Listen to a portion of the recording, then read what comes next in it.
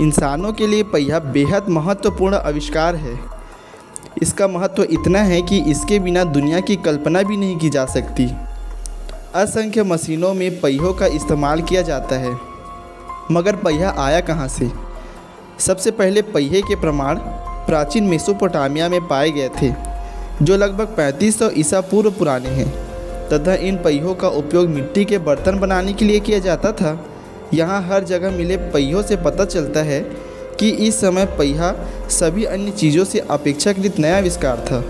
जिस समय पहियों के सबूत मिले हैं, उस समय व्यक्ति सामाजिक प्राणी बन गया था।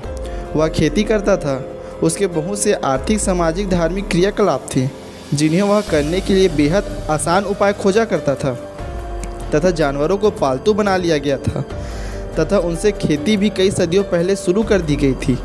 इस समय वह सुई, कपड़े, टोकरी, बाँसुरियाँ, नाव जैसे बहुत सी चीज़ों को बनाया करता था, लेकिन अभी भी वह पहियों को बनाना और उसके बारे में उसने सोचा भी नहीं था।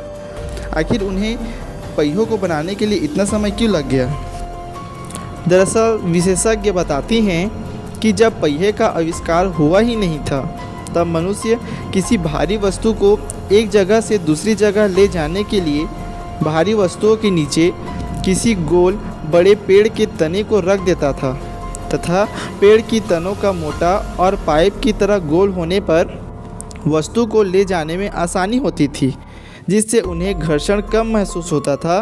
लेकिन वे अभी भी पहियों के बारे में सोच पाने में पूरी तरह असफल थे, क्योंकि पहिया जैसा कोई भौतिक वस्तु उनके आसपास उपस्थित ही नहीं था जिसे देखकर वह समझ सके। क्योंकि पहिए बनाने की कला में उन्हें परिधि, त्रिज्या या गणित का उन्हें ज्ञान होना आवश्यक था। जैसे मैं आपको एक उदाहरण से समझाता हूँ कि आप एक गोल आकृति बनाइए जिसे आप अपने कागज़ या बोर्ड के टुकड़े से बनाइए, तो आपके लिए यह बनाना बड़ा कठिनाई भरा काम होगा, क्योंकि किसी से यह वर्ग या आयत जैसा या इसके जैसा कुछ और बन सकता है। लेकिन आप यदि स्केल डिवाइडर का उपयोग करके बनाएं, तो आप सही परिधि में गोला या पहिया बना पाएंगे। इसी तरह जब उनके आसपास माप के लिए साधन या इसके बारे में कुछ जानकारी ही नहीं थी, तब वे पहिए की जानकारी से पूरी तरह बेखबर थे। आगे चलकर उन्होंने जब एक जगह से दूसरे जगह वस्तु ले जाने के लिए तनों का उपयोग करते करते उन्हें महसूस हुआ कि अब इसका बड़ा आकार हमें चाहिए, जिससे हम वस्तु को एक जगह से दूसरे जगह खींचकर या जानवरों की सहायता से ले जाएं। तभी उन्होंने पहिए को बनाना शुरू किया।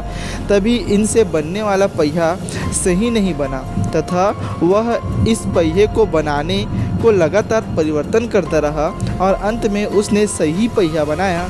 इस तरह पहिया तैयार होकर हमारे जीवन में क्रांति लाया और आज इस धरती में हमें विभिन्न सुविधाओं से भर दिया।